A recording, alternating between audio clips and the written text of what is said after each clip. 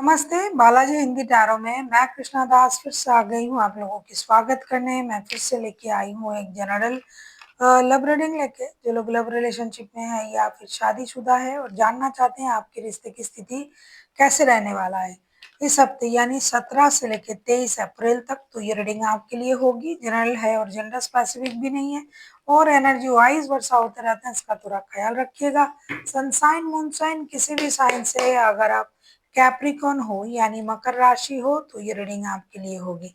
इस रीडिंग को आप 17 से लेके 23 अप्रैल तक कभी भी देख सकते हो। जनरल होने की वजह से हर बात आपके साथ रेजोनेट नहीं करेगा। शायद जितना भी रेजोनेट करे उसको रखे, बाकी को छोड़ दे। हो सकता है बाकी किसी और के लिए हो। देख लेते हैं कैप्रिकॉन यानी मकर राशि। पहले हम आपकी और आपकी पर्सन की करंट एनर्जी को चेक करेंगे। कैप्रिकॉन,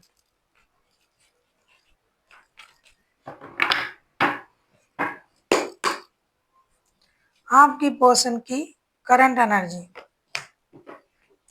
कैप्रिकॉन आपके पर्सन द हैंगमैन की एनर्जी में है। हैंगमैन के कार्ड को क्लैरिफाई करते हैं।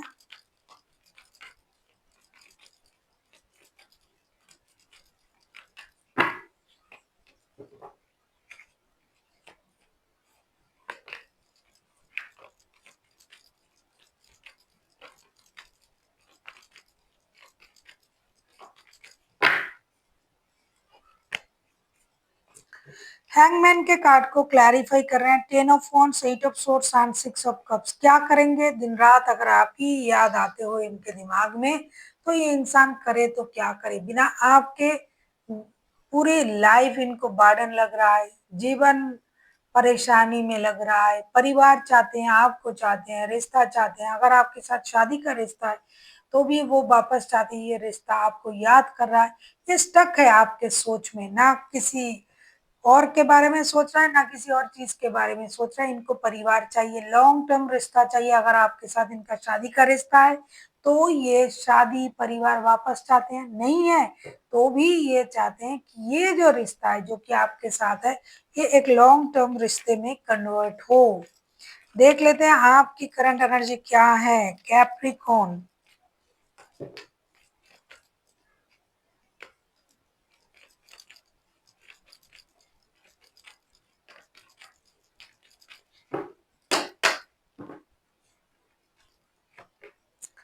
3 ऑफ पेंटिकल्स की एनर्जी में हो आप। 3 ऑफ पेंटिकल्स को क्लैरिफाई करेंगे।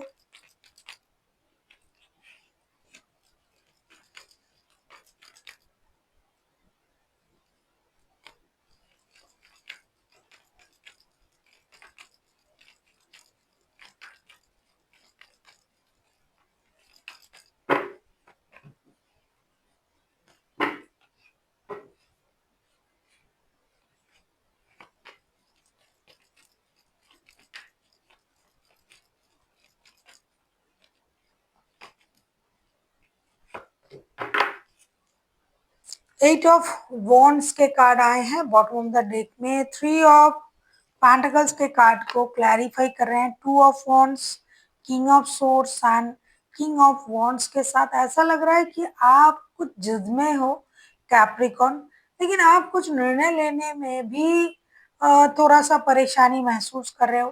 कभी आपको लग रहा है मुझे किसी की सलाह की जरूरत है, किसी के साथ सलाह करके आप किसी निर्णय पर नतीजे पर पहुंचना चाहते हो। दूसरे ही पल आपको लग रहा है जरूरत नहीं है किसी के साथ बात करने की और मैं अकेला खुद के लिए सफिशिएंट हूँ, मैं कोई भी निर्णय ले सकता हूँ, मुझे किसी की जरूरत नहीं है।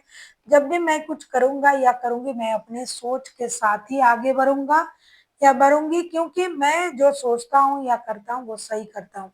कभी आपको ये लग रहा है मुझे किसी की मदद की जरूरत है।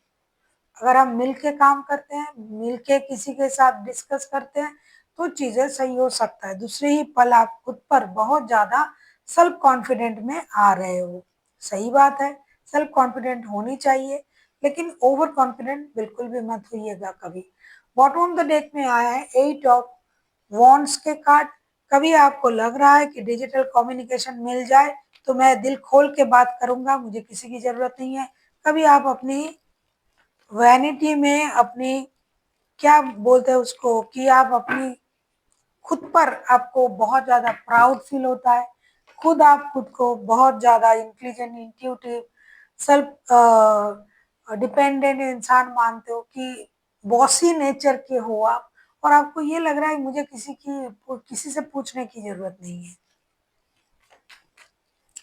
देख लेते हैं आपके पर्सन आपसे क्या चाहते हैं। Capricorn,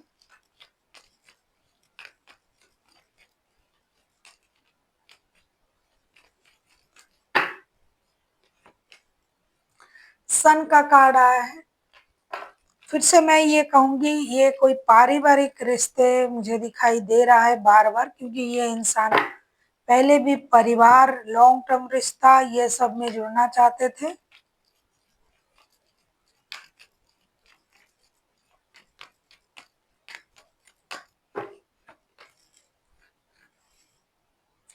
bottom of the deck में आए हैं एस ऑफ सोर्ड्स के कार्ड।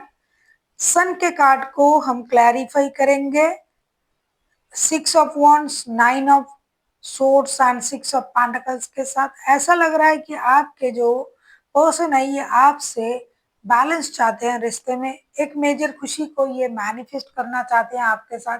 अगर आप पारिवारिक रिश्ते में हो तो बच्चों से रिलेटेड गुड न्यूज या तो ये आपको देना चाहते हैं, या फिर आपसे पाना चाहते हैं, ये आपसे मिलना चाहते हैं, बात करना चाहते हैं। कहीं ना कहीं उनको ये लग रहा है कि उनको धोखा दिया गया, उनको परेशान किया गया।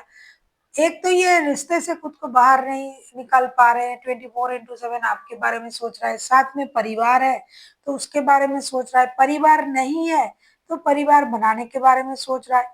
कुछ लोग ऐसे भी हैं जो आपको बच्चों की एनर्जी में देख रहा है कैप्रिकॉर्न। उनको लगता है कि आप थोड़ा सा इनोसेंट एनर्जी के इंसान हो, आप दिखाते तो बहुत कुछ हो, किंतु मैच्योरिटी आप में उतना नहीं है जितना एक इंसान में रिश्ते चलाने के लिए होनी चाहिए। क्लैरिटी भी नहीं है उनके सोच में, क्या करे, क्या सोचे आपके तरफ से, किन चीजों को ये इम्पोर्टेंट दे। देख लेते हैं आपका क्या हाल है। आप किसी लियो के साथ डील कर सकते हो। अब तक के हाईलाइटेड जो है वो है लियो। देख लेते हैं आप क्या चाहते हो कैप्रिकॉर्न। टावर,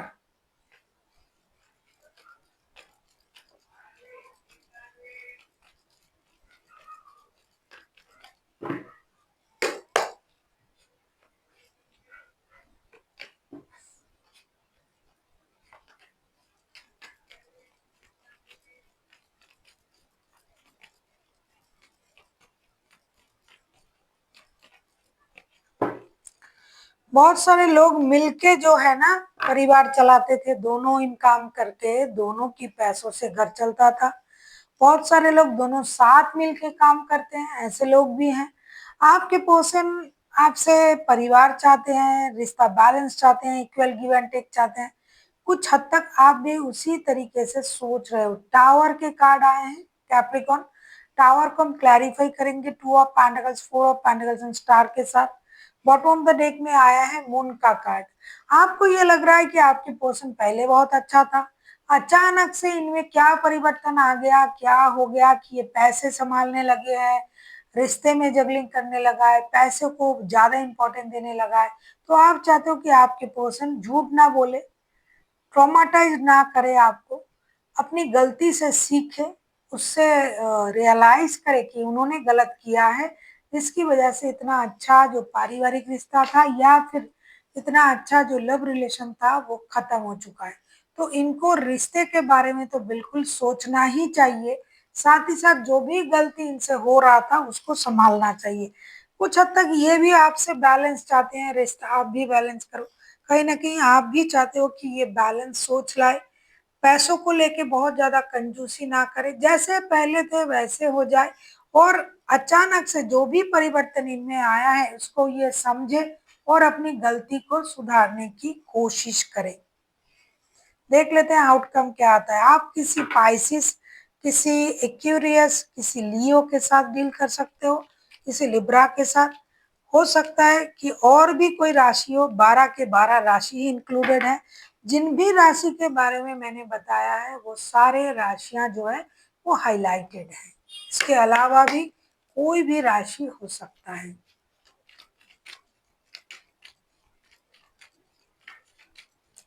देख लेते हैं रिश्ते की आउटकम। अगर आपको रीडिंग अच्छी लगे चैनल को सब्सक्राइब कर दीजिएगा, लाइक शेयर एंड कमेंट करना ना भूलिएगा। पर्सनल रीडिंग की जरूरत हो तो डिस्क्रिप्शन बॉक्स में डिटेल्स हैं।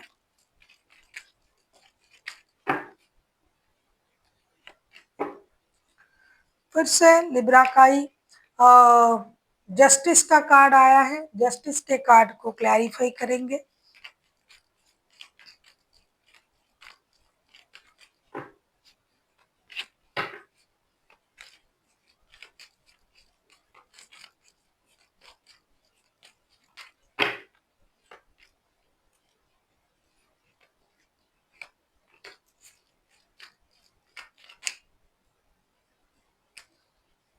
आप किसी कैंसेरियन के साथ भी डील कर सकते हो,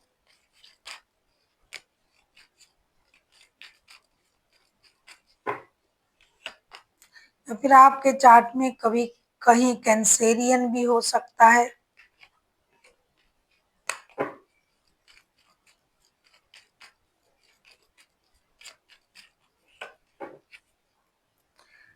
द हारोफंट का कार्ड आया है बॉटम ऑफ द डेक में। जस्टिस के कार्ड को क्लैरिफाई कर रहे हैं हम। Three of swords, the chariot and queen of cups. आपसे आप लोगों के रिश्ते में जो है एक कॉम्प्रोमाइज की जरूरत है, बैलेंस की जरूरत है। टूटे दिल से भी आप दोनों ही अपने इमोशन को कंट्रोल करते हुए भी इस रिश्ते में काम करने के बारे में सोचोगे। लेकिन कितना भी आप सोच लो, अगर मन में कंप्रोमाइज की मनोभावनाएं ना हो, बैलेंस की मनोभावनाएं ना हो, सेक्रीफाइसेस की मनोभावनाएं ना हो, रिश्ता आगे नहीं बढ़ सकता। हो सकता है आप अपने अपने एनर्जीज को बैलेंस करते हुए रिश्ते में आगे तो बढ़ना चाहते हो, लेकिन ये कुछ कमी की वजह से बहुत अच्छा रिश्ता आगे नहीं भी चल सकता, या फिर सोच बहुत अच्छे हो जाएंगे, रिश्ते बाद में सही होगी। क्योंकि आप लोग कोशिश जरूर कर रहे हो और एक मौका रिश्ते को देना भी आप चाहते हो कि फिर से एक मौका दिया जाए। कितना भी कुछ हुआ हो रिश्ते में, कितना भी नाइंसाफी हुआ हो, कितना भी इम्बैलेंस था रिश्ता, कितना भी दिल टूटा हो, लेकिन फिर से रिश्ते को आप मौका दोगे। लेकिन एक बात का याद रखिएगा, कॉम्प्रोमाइज थोड़ा थोड़ा करना पड़ेगा, तब जाकर रिश्ता आगे बढ़ सकता है। देख लेते हैं आपके लिए गाइडेंस।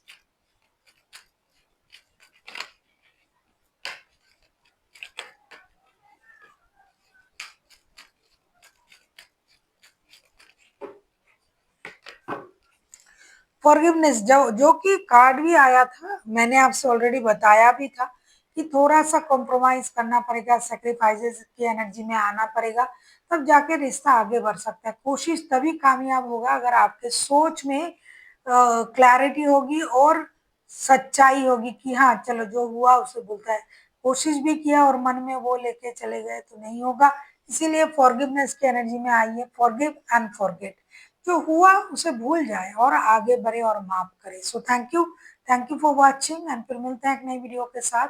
तब तक के लिए स्वस्थ रहिए, मस्त रहिए और वीडियो देखते रहिए।